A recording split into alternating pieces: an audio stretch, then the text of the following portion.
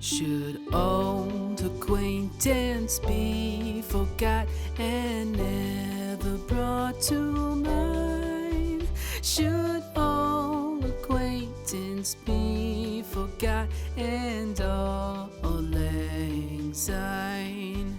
For all lang syne, my dear, for all lang syne, we'll take a cup of kindness yet for all lang syne. Hi there!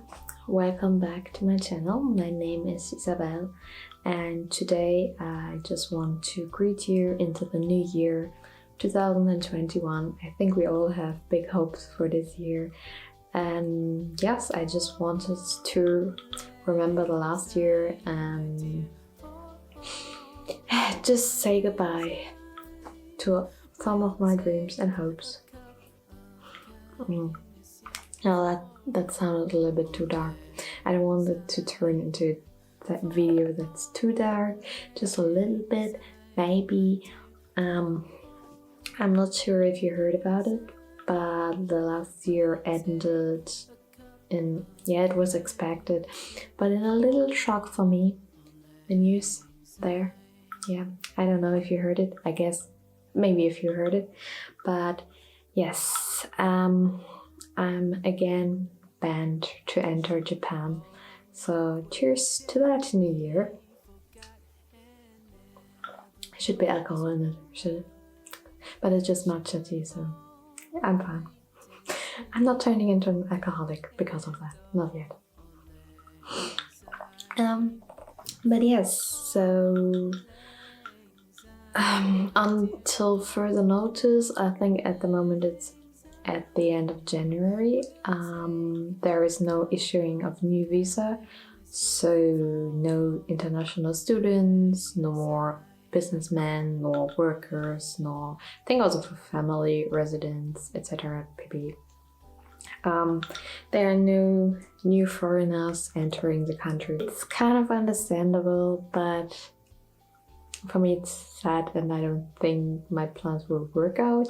We will see. Maybe there's a chance. I don't really have a good plan B. I'm not sure if it really makes sense to further delay my master thesis, and if it wouldn't be more efficient to search for a job after Corona, search for a job in Japan directly, or just travel a little bit. I saved up money for the trip to Japan, so maybe I can use that. But once for sure, I will leave Germany this year. I'm sorry, Germany, I don't hate you, but I'm staying here way too long. I want to explore, I want to meet new people, and yes. So this year, in one way or another, will be exciting, I hope. And today we will look back at the last year. And yes, that was unexpected.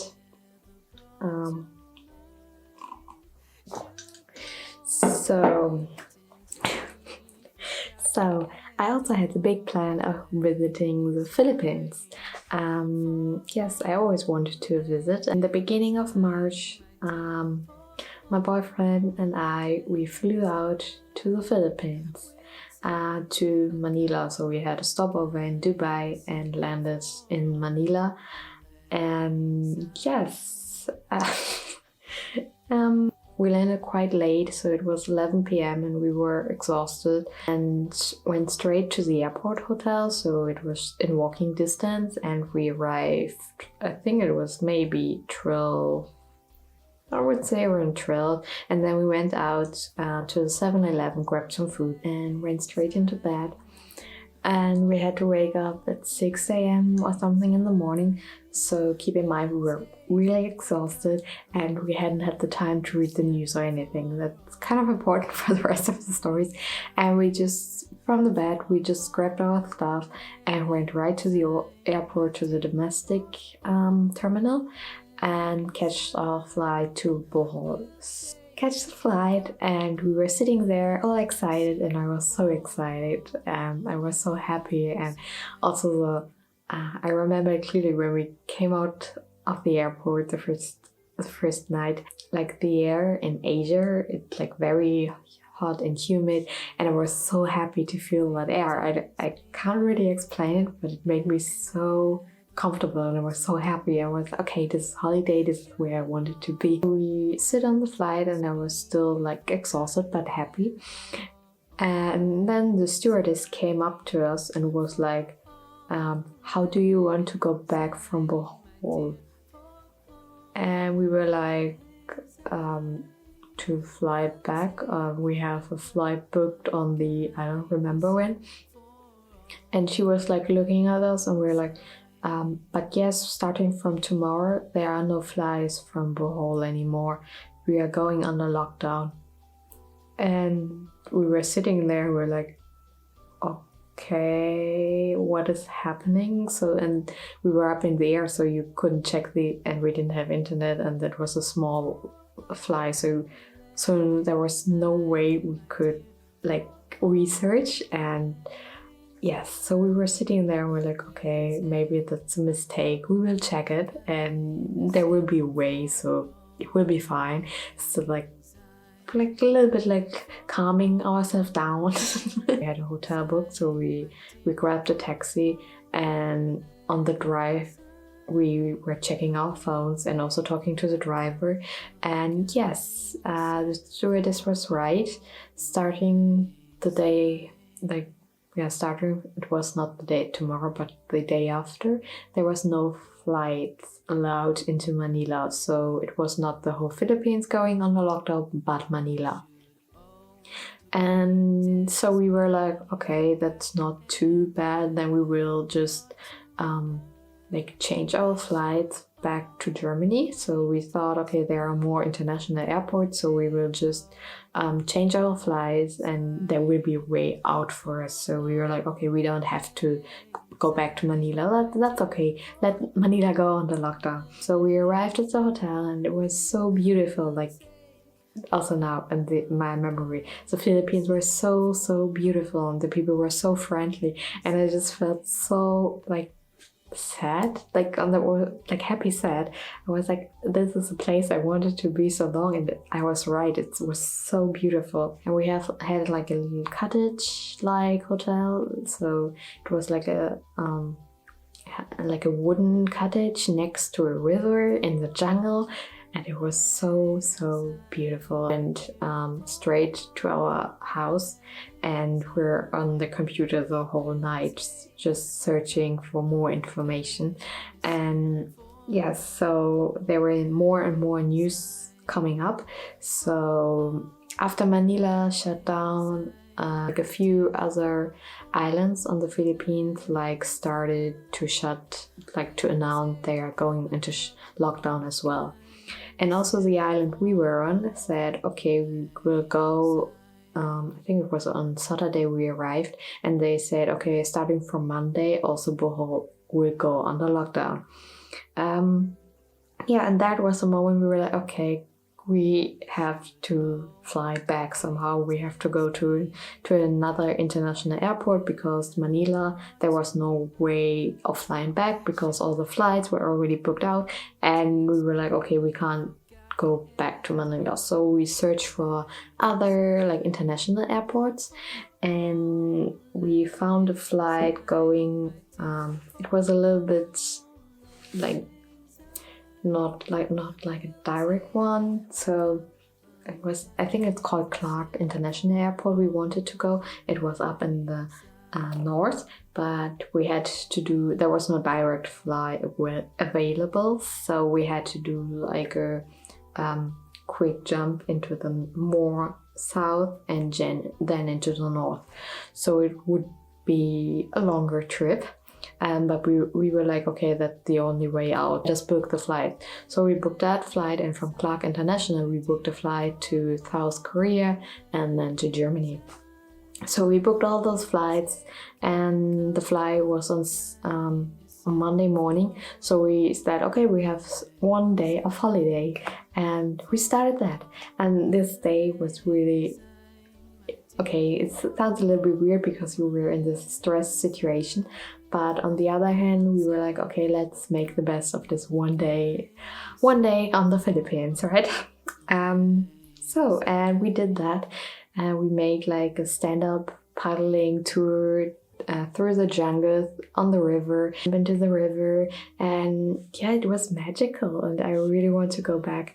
And also the people we met there were super friendly, and that is a big plus for the Philippines, is that everybody can speak English. And then we also rented out a scooter and did like an island tour and drove around. So this one day was magical.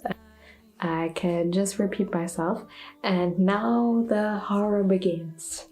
On Monday morning, we took a taxi to the airport, and waiting in line to just receive the new message that the first stopover we wanted to do, we can fly there, but there are no flights going out of that city anymore because they went into lockdown in the morning. Like, there was no announcement. They just decided, okay, starting from now we will be into lockdown. And lockdown means like really strict lockdown, meaning nobody gets out.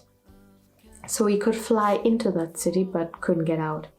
And yeah, we were standing in that line, talking to the flight assistants, people at the desk, and we're like, okay, but why would we fly there then? Is there another flight available? And she was like, no, there's nothing going on. This was the moment we kind of started panicking a little bit, like starting to worry a little bit more. We just sat down in a corner and used the internet, and we're like searching for like ways to get out. And there was a ferry station, and also the ferry station was going into lockdown, and there was the last ferry going out of Bohol in, I think it was an hour or something. So it wasn't a lot of time, but the island is very small. So we grabbed our luggage and we're just like running to the taxi stand. And we had the luck to meet like the best taxi driver ever. He was just like driving like a rocket and just didn't care for any rules, I guess.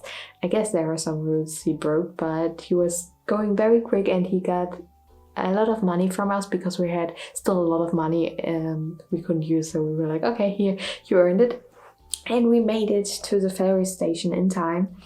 And we also still got tickets, and it was very full. It was really cramped there, and a lot of people trying to get out. And I think we were kind of lucky to still get like a ticket. Yes, and where did we go, you may ask? At that point, we didn't really care where we would go, I must say, but we went to Cebu. They also have like an international airport, so we were like, okay, we will figure it out there. Just go into that city and just see where we will get from there. And then we grabbed a taxi to the airport, to the international airport in Cebu. And yes, it was very chaotic. As you may imagine, there were more foreigners on Cebu, and the airport itself was closed. So people couldn't enter the building of the airport. So around the airport, there were a lot of foreigners just waiting in long lines and lying around, chatting groups, sitting, standing, I don't know. It was just chaotic. And first we were also like considering, or we stood in line for, I don't know which airline it was. At this point we were like, okay, we just have to go out of the country, because also Cebu was going under lockdown. And we were like, okay, we have to leave this country on any means. We didn't care where we would go. We were like, okay, just any international flight will do. There were tickets online available, but when you click it, they were like reloading, so there was nothing happening, and we were just sitting there, and we're like, okay, we still just doing the things. just continuing searching everything, searching the web.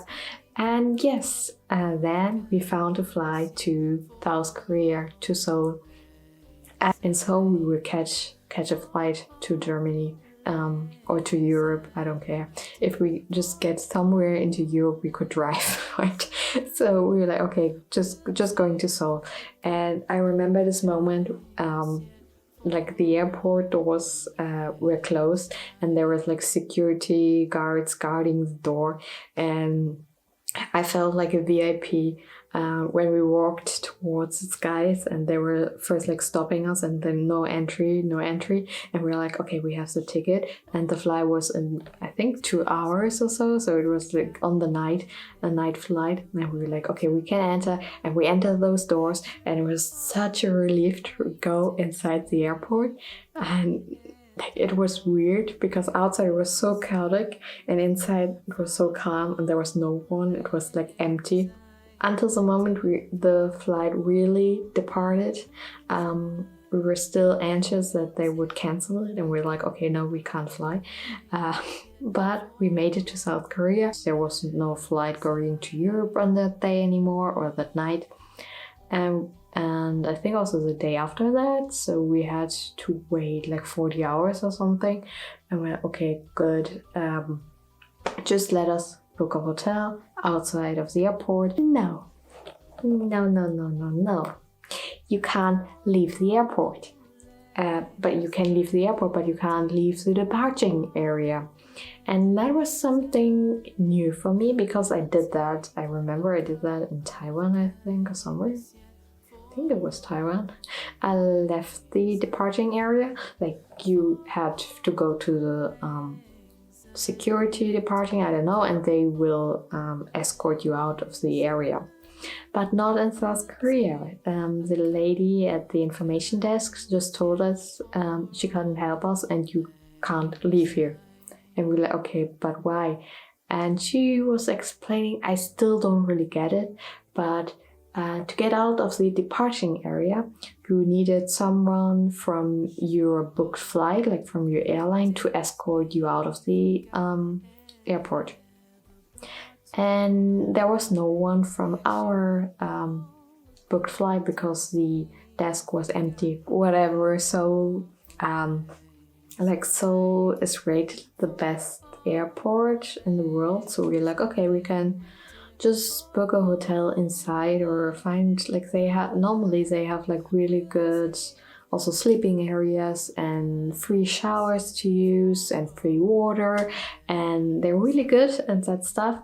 But because of Corona, you couldn't use that. Basically, we would just run in circles for 30 hours, I would say, and just lying around some weird places. And we met a few weird people there. Like, there are really people living in the airport. I didn't know that, but there were some people approaching us and were like asking for help and money and stuff like that, and telling us their story about they had to leave their home countries, but they couldn't enter Korea, and now they're in this limbos and living in the airport. And we're like, okay, are we now part of those people? Are we living in the airport now? I was really stressed out, and there was so much stress. And yes, it was a long journey. I think we traveled around 70 hours back to Germany. I'm proud of, and now I know, okay, I can handle very stressful situations, because that was the most stressful thing I think that occurred to me in my life. I would say, maybe. I can't remember anything else that was so stressful, so cheers to that. But I don't want to experience that again. So after that, we didn't go on any adventure. So that was my little adventure. It's a good story, right? So here you go. And have a nice week, have a nice year, and I will see you guys soon. Bye!